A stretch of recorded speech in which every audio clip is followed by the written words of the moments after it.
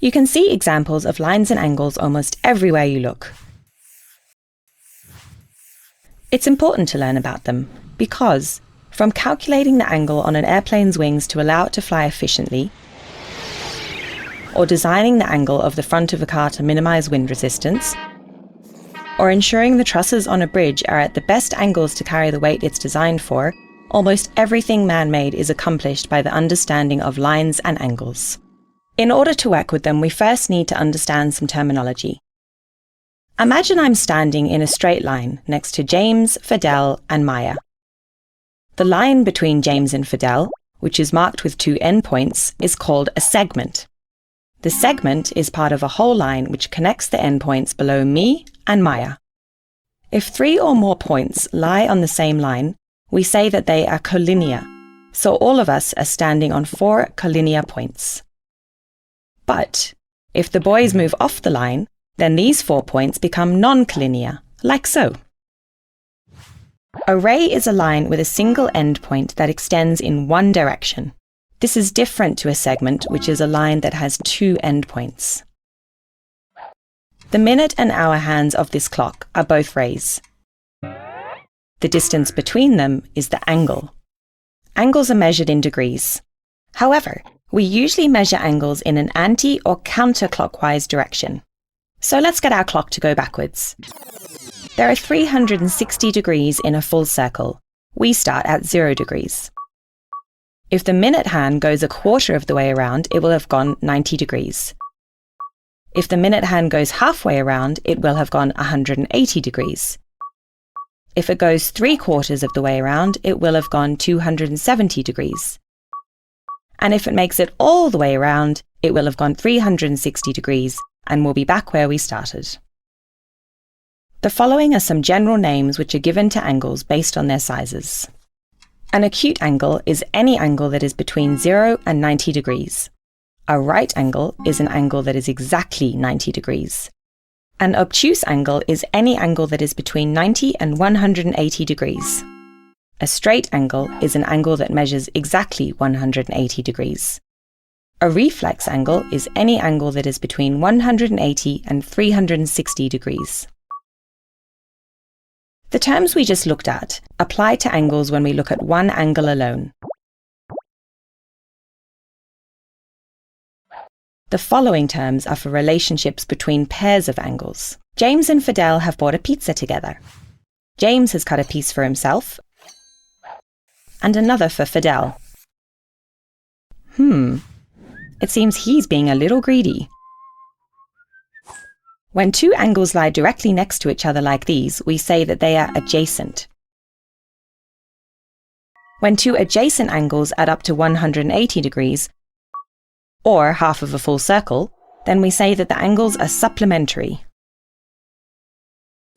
Maya and I decide to share a quarter of the pizza between us. A quarter of a circle, 90 degrees, forms a right angle. No matter how we divide this quarter between us, the combined total will always remain 90 degrees. We say that 2 angles which add up to 90 degrees are complementary. Here's another example. If James had decided to cut the pizza into 4 pieces like this, then took 2 slices, which of the remaining 2 slices is bigger? Neither. They're both exactly the same because James cut right through the middle of the pizza. When angles are formed by 2 lines crossing each other, we say that the angles are vertically opposite. Vertically opposite angles are always equal. Here is a straight line. If another line crosses over this line at 90 degrees, we say that these lines are perpendicular. We say that 2 lines are parallel if, no matter how far they are extended, they will never meet. Their gradients will also remain exactly the same. If we introduced a straight line that cut across our 2 parallel lines, we would call this line a transversal. Okay, so let's play with some angles. Here's another 2 parallel lines and a transversal. We'll start by giving some names to the angles formed by the lines. We call angles A and B adjacent angles because they are directly against each other. Any two angles which are directly against each other are adjacent angles. You'll notice that C and D, A and C, and X and Z are also adjacent angles. Adjacent angles A and B can also be called a linear pair because they are a pair of angles on a straight line. Their angles are supplementary because they add up to 180 degrees, which we know because they form a straight line together. So we have adjacent angles on a straight line, and together they add up to 180 degrees. This is true of any pairs of angles that form a straight line, and we call this rule the linear pair axiom. Have a look at angles A and D. They are opposite each other and are formed by two lines that form a cross. In geometry, we call these angles vertically opposite angles. Vertically opposite angles are always equal to each other. So if you know that angle A is equal to 100 degrees, you know straight away that angle D is also equal to 100 degrees. We will now look at exterior, interior, corresponding and alternate angles. In our diagram, we say that angles A and Y are exterior angles. The link between them is that they lie outside the parallel lines, but on the same side of the transversal. From this statement, you'll notice angles B and Z are also exterior angles. So how does identifying exterior angles help us? Exterior angles will always add up to 180 degrees. They are supplementary. So if angle A is equal to 100 degrees, then you know that the value of angle Y would be 80 degrees. As you would expect, interior angles are the opposite of exterior angles and lie inside or in between the parallel lines and on the same side of the transversal. In our diagram, angles C and W are interior angles.